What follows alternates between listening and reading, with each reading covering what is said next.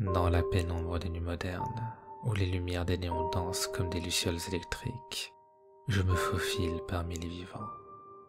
Un prédateur invisible. Mon nom est Kairo, un incube, une créature de désir et de tentation, né des ténèbres pour se nourrir des âmes tourmentées. Les humains m'appellent par de nombreux noms, mais peu savent qui je suis vraiment. Moins encore savent comment échapper à mon étreinte. Les temps ont changé depuis les âges anciens, où mes semblables hantaient les rêves des mortels dans leurs châteaux de pierre et leurs huttes isolées. Aujourd'hui, je trouve mes proies dans des lieux très différents, des boîtes de nuit enfumées, les bars sombres et les coins isolés de l'internet, où les solitaires errent en quête de connexion. C'est un terrain fertile pour un être comme moi, un monde où les désirs refoulés ne demandent qu'à être libérés. Ce soir, je me tiens au bord d'une piste de danse, observant la foule de corps se mouvoir au rythme de la musique. Les pulsations de la basse résonnent en moi, une symphonie qui amplifie les désirs autour de moi. Mon regard se pose sur elle, Élise, une jeune femme aux yeux bruns profonds, perdue dans le tourbillon des lumières, son visage marqué par une mélancolie que les autres ne voient pas. Elle est belle, mais c'est sa solitude qui m'attire, cette douleur cachée qu'elle porte comme une armure. Je m'approche d'elle, invisible pour les autres. Mon essence se glisse dans son esprit, comme un parfum enivrant. Elle ne me voit pas encore, mais elle me ressent. Ses mouvements deviennent plus fluides, ses pensées plus floues. Je murmure dans son oreille, des mots qu'elle n'entend qu'à moitié, des promesses de réconfort et de passion. Elle quitte la piste de danse, comme attirée par une force invisible. Je la suis dans une ruelle à l'extérieur, où les bruits de la ville sont étouffés, comme si le monde entier retenait son souffle. Ici, je prends forme, un homme à l'apparence parfaite, chaque détail conçu pour éveiller en elle un désir irrésistible. Qui es-tu? Me demande-t-elle, ses yeux écarquillés d'une surprise mêlée de curiosité. Je lui souris, un sourire qui a fait fondre des cœurs et condamné des âmes. Un ami, réponds-je doucement, laissant ma voix glisser sur elle comme une caresse. Un ami qui sait ce dont tu as besoin. Ses lèvres tremblent, une hésitation qui ne dure qu'un instant avant qu'elle ne me permette de l'approcher. Mes doigts effleurent sa joue et elle frissonne, non pas de peur, mais de désir. Le pouvoir de l'incube est subtil, mais implacable. Une fois qu'elle a goûté à cette sensation, elle ne peut plus y échapper. C'est un jeu dangereux, et elle le sait, mais elle est prête à y succomber. Les heures passent comme dans un rêve. Je m'insinue dans son esprit, m'abreuvant de ses peurs, de ses doutes, de cette douleur cachée que je transforme en désir brûlant. Chaque baiser, chaque étreinte me nourrit un peu plus, tandis qu'elle se perd dans la passion que je lui offre. Mais je dois être prudent. Le monde moderne est plein de pièges pour les créatures comme moi.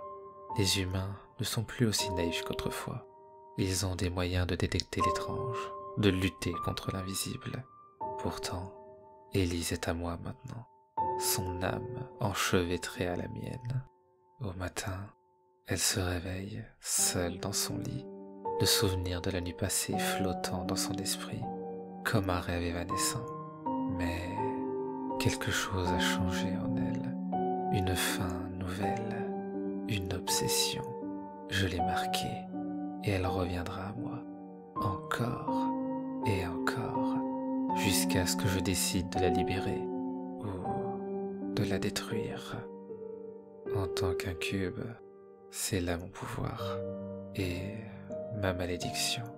Je suis condamné à séduire, à dévorer, mais jamais à aimer, car dans cet amour se trouve la seule chose qui pourrait me détruire à jamais. Mais pour l'instant, cela n'a pas d'importance. Le jeu continue et je suis le maître de la partie. Et Elise, comme tant d'autres avant elle, est une simple pièce sur mon échiquier nocturne. Les jours passent et Elise se perd peu à peu dans un monde qu'elle ne comprend plus. Ses pensées sont hantées par l'image de cet homme mystérieux, cet ami qui l'a ensorcelée. Elle essaie de reprendre sa vie normale, mais rien n'y fait. Chaque fois qu'elle ferme les yeux, elle revoit son sourire, ressent la chaleur de son étreinte, et le besoin de le revoir devient une obsession. Elle ne sait plus où le trouver, et cela la rend folle. Je l'observe au loin, invisible, patient. Je savoure son tourment, me nourrissant de ses émotions, comme une ombre tapie dans son esprit. Mais quelque chose est différent cette fois-ci. Elise n'est pas comme les autres. Il y a en elle une force que je n'avais pas anticipée, une résistance qui commence à éveiller en moi une curiosité inattendue. Une nuit, alors qu'elle erre sans but dans les rues de la ville, je décide de la rejoindre à nouveau. Je la trouve sur un banc, ses cheveux en bataille, ses yeux fixés sur l'obscurité. Elle est à bout, et pourtant, elle se tient encore droite, déterminée. Je prends forme à côté d'elle, prenant soin de me manifester lentement pour ne pas l'effrayer. Lorsqu'elle me voit, elle ne sursaute pas. Au lieu de ça, elle laisse échapper un long soupir, comme si ma présence était à la fois une bénédiction et une malédiction. « Pourquoi es-tu revenu ?» demande-t-elle, sa voix tremblant légèrement. Je lui souris, cette fois avec une sincérité que je ne comprends pas moi-même. « Parce que tu m'as appelé, dis-je simplement. Ton désir m'a ramené à toi. » Elle hoche la tête, comme si cette réponse lui semblait évidente, mais ses yeux me scrutent avec une intensité nouvelle. « Je sais ce que tu es, » dit-elle alors, ses mots coupant l'air comme une lame.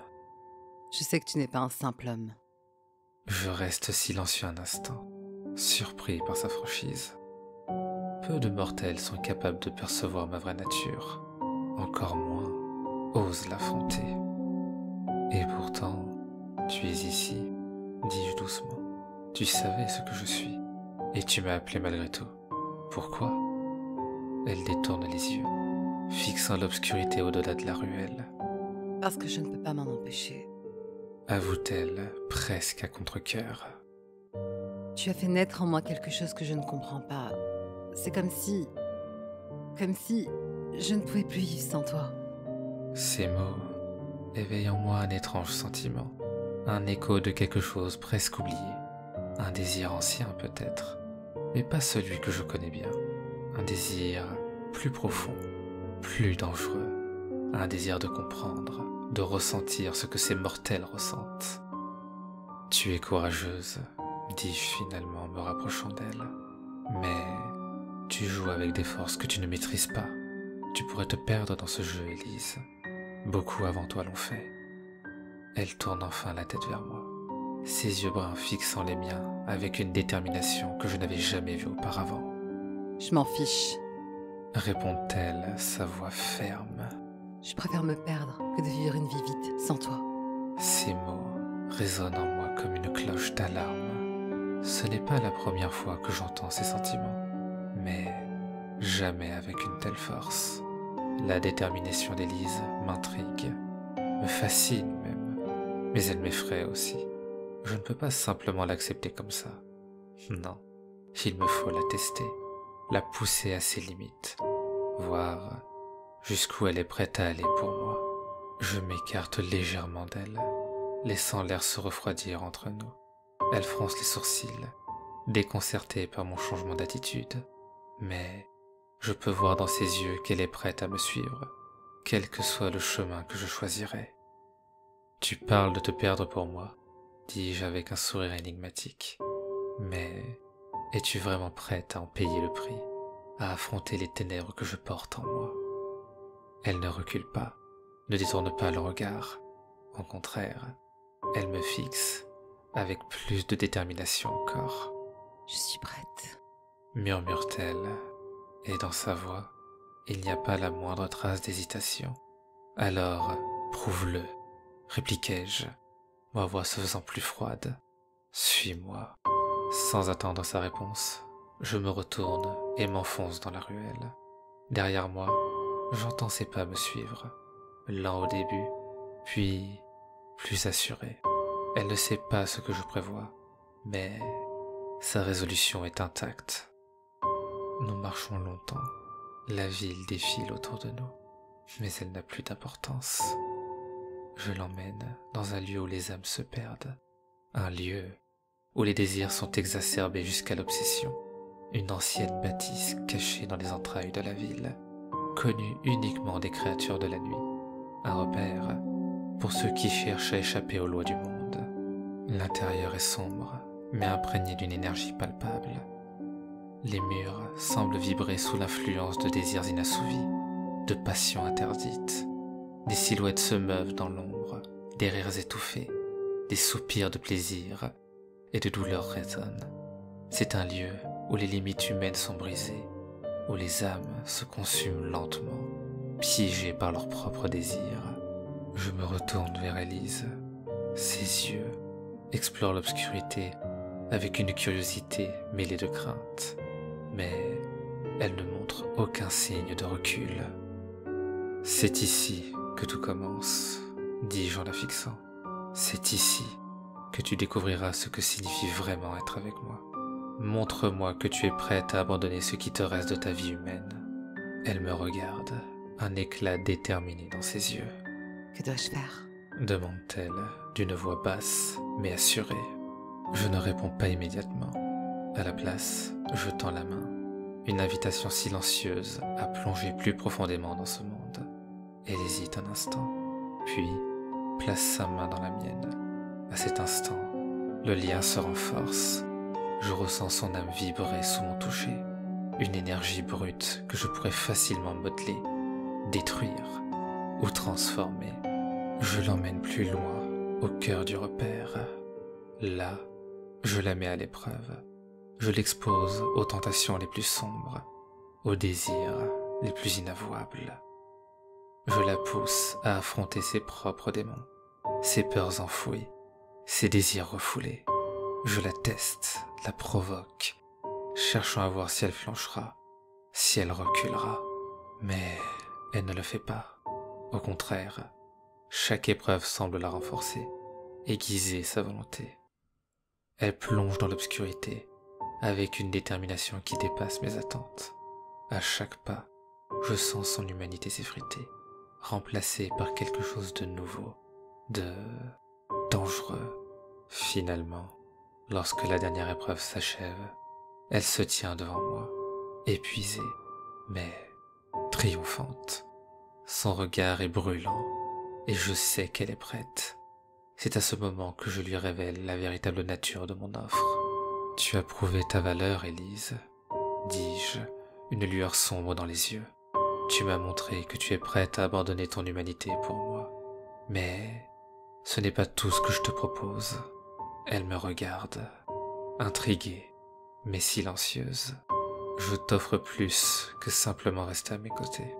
Je t'offre la possibilité de devenir comme moi, devenir une succube, une créature de désir, une maîtresse des ténèbres. Ensemble, nous pourrions régner sur ce monde, jouer avec les âmes des humains, les piéger dans leurs propres passions. Rien ne nous sera interdit. » Son souffle se coupe, et je vois dans ses yeux l'éclat d'une compréhension nouvelle. Elle sait ce que cela signifie. Elle comprend l'ampleur de ce que je lui propose. C'est une transformation irréversible, un pas vers l'abandon total de son ancienne vie. « Si tu acceptes, dis-je en m'approchant d'elle, tu ne seras plus jamais la même. Tu seras mon égale, ma partenaire. Ensemble, nous pourrons nous perdre dans le chaos, ou forger un nouvel ordre selon notre volonté. Mais souviens-toi, une fois la transformation commencée, il n'y aura plus de retour en arrière. » Un silence tombe entre nous, lourd de sens. Je la regarde, attendant sa réponse. Élise prend une profonde inspiration, puis lentement, un sourire se dessine sur ses lèvres, un sourire qui n'a plus rien d'humain.